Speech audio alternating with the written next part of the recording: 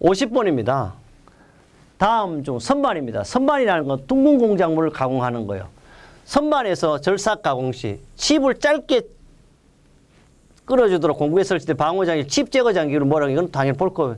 칩 브레이크죠. 생긴 것도 이거 바로 이게 얘가 이렇게 붙여가 칩 브레이크 역할을 만들어 놨죠. 그래서 칩 브레이크 칩을 짧게 끊어주는 선반 전용의 안전장치가 되겠습니다. 수없이 반복됐던 문제가 되겠습니다. 51번입니다.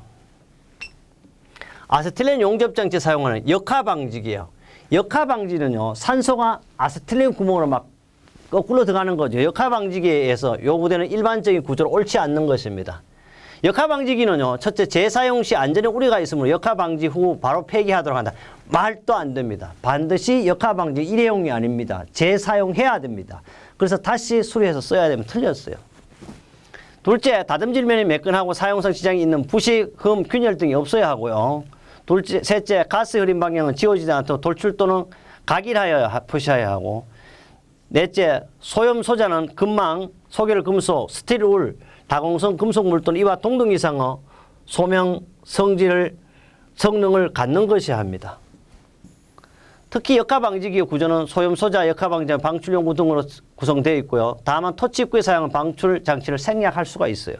역하방지 그 다듬이 매끈하고 사용 지장이 있는 부식흠 균열이 확보되고 가스의 흐름 방향은 지워지지 않도록 돌출 또는 각인하여 표시해야 되고, 소염 소자나 금망, 소결 금속, 스틸울, 다공성 금속물 또는 동등 이상의 소염 성능을 거셔야 하고요.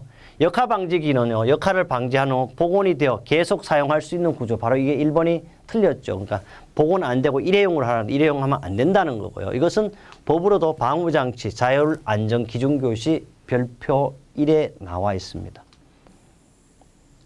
52번인데요. 초음파 탐사법의 종류에 해당되지 않는 것. 초음파 탐사법의 종류는 3가지밖에 없어요. 반사식이 있고요. 공진식이 있습니다. 그 다음에 투하식이 있고, 침투하는 뭐 공비가 요사에 침투한다 그러면 안 되겠지. 침투식 이런 것은 존재하지 않습니다. 그 다음에요. 53번입니다. 목재 가공 기계에 사용되는 방호 장치와 연결이 옳지 않는 것은 거예요. 둥구톱 기계는요, 톱날 접촉 예방 장치, 그냥 톱자 빼도 괜찮아요. 날 접촉 예방 장치 쓰고 있습니다. 띠톱 기계 역시 날 접촉 예방 장치요. 못대기 기계도 날 접촉 예방 장치. 동력 수동 대폐기는요, 반발 예방 장치가 없어요.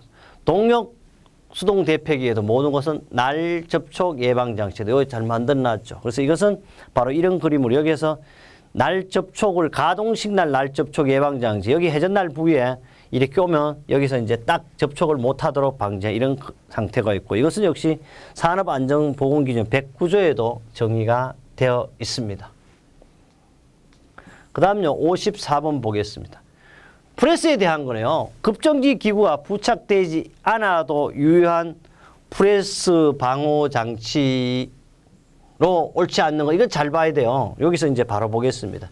급정지 기구가요, 부착돼 있어야만 유효함. 급정지 있어야 돼요. 없어도 되는 거는 이거죠.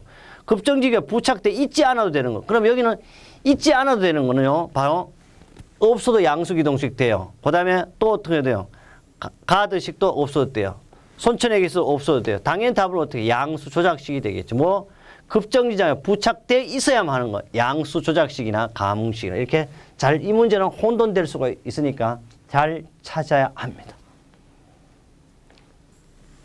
55번째인데요.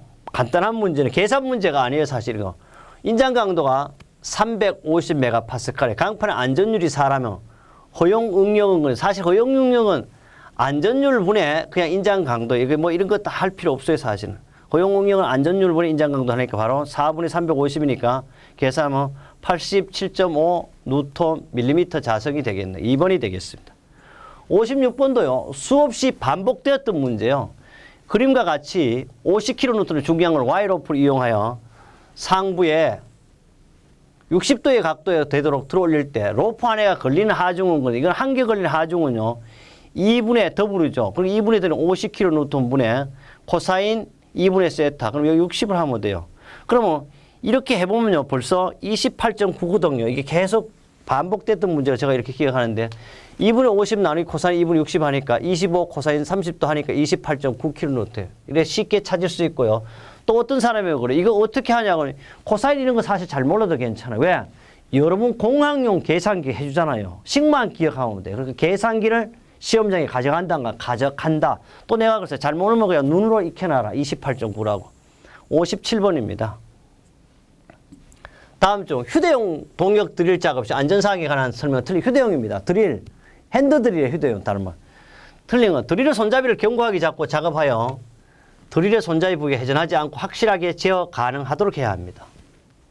둘째, 절삭하기 위하여 구멍에 드릴날을 넣거나 뺄 때 반발의 손잡이 부분이 튀거나 회전하여 위험을 초래하셔도 팔을 드릴과 항상 직선으로 해야 돼요. 내한테 튀면 안 되니까요.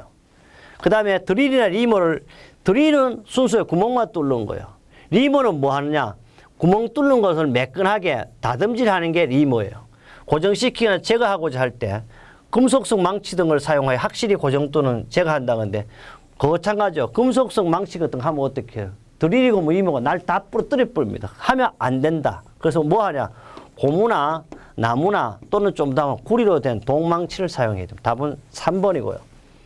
드릴을 구멍에 맞추거나 스핀들의 속도를 낮추기 위해서 드릴을 손으로 잡아서는 안 됩니다. 제가 항상 이만기나 강호동도 드릴 손으로 잡으면 안 된다. 다 손이 어떻게 다 파져버리거나 뭐 손까지 다 팔이 다 말려 들어갈 수 있겠죠. 그래서 드릴의 고정 방법은요. 뭐 전용 공구를 사용하고 금속성 망치는 어떠한 경우라도 사용하면 안 된다는 이야기입니다. 58번째요. 보일러에서요. 폭발 사고를 미연에 방지하기 위하여 보일러에서 폭발 사고를 미연에 방지하기 위해 하염 상태를요 검출할 수 있는 장치 이중 바이메탈을 알아둬야 됩니다. 처음 나온 문제 바이메탈을 이용하여 하염을 검출하는 것은 뭐냐고 여러 가지 우리는 스택 스위치라 그래요. 꼭 기억 처음 출제된 문제니까 여러분 당장 4월 28일 나올 수 있는 문제입니다. 이제 은행에 처음 들어가 있는 문제가 되겠습니다. 59번도요. 좀 설명을 많이 했어요. 제가 보겠습니다. 밀링입니다. 밀링은요. 선반은 동그란 공작물을 깎는 밀링은 말 그대로 넓은 공작물을 깎는 넓은 평면 공작물을 강화하는 건데요. 안전수칙에 관한 설명 옳지 않는 거예요. 칩은 기계를 정지시킨 다음에 반드시 브러쉬를 제거하는 게 원칙입니다. 모든 기계는 동일합니다. 둘째, 일감 또는 부속장에 설치하거나 제거할 때는 반드시 기계를 어떻게 멈추고 정지하고 해야 되죠. 커트는 될수야 컬럼에서 멀게 한다 봐요. 컬럼은요. 이게 자체 기계의 몸체예요. 기계의 몸체에 가까이 해야만이 뭐예요? 기계가 진동도 없을 뿐더러 또는 기계 흔들림도 방지하지. 이걸 멀리 하면 어떻게 돼서 다 흔들려요. 그래서 반드시 컬럼이 어디 이 기계 몸체를 컬럼이라고 그래요. 그리고 반드시 커트는 될 수 있는 기계 컬럼에서 어떻게 멀게 하면 안 돼. 가깝게 해야 된다. 답은 틀렸어요. 강력 절삭할 때는 일감은 바이스 어떻게 해? 여기 바이스를 여기 설치합니다. 깊게 물려야 합니다. 그래서요, 조금 보충학습으로 컬럼이 뭐냐면 기둥이에요. 기계를 정치지하는 몸체를 말하잖아요. 그다음 오버암은 암의 힘을 방지하고 뭐 주축, 니, 새들, 테이블 이게 전문적인 용어지만 어쨌든 중요한 건 컬럼이라는 건 기둥의 기계 몸체 전체를 의미하므로 커트는 어떻게 가까이 한다. 그래서 여러분 그림으로도 줬으니까 뭐 대충 이렇게 전문학자가 아니라도 밀링이 이런 거다 정도는 우리가 알 수 있으면 되겠습니다. 60번입니다. 다음 방호장치의 기본 목적과 관계가 뭔 것은 방호장치를 왜 하냐 그랬더니 방호장치는요. 첫째는 뭐예요? 사람을 보호하는 거예요. 맞죠? 작업자를 보호하는 거예요. 기계의 기능에 향상을 시키기 위해서 방호장치를 설치하는 건 아니잖아요. 근본 목적에 위배되는 거예요. 답은 2번이 나왔어요. 또 사람이나 물적의 손실을 방지 맞죠?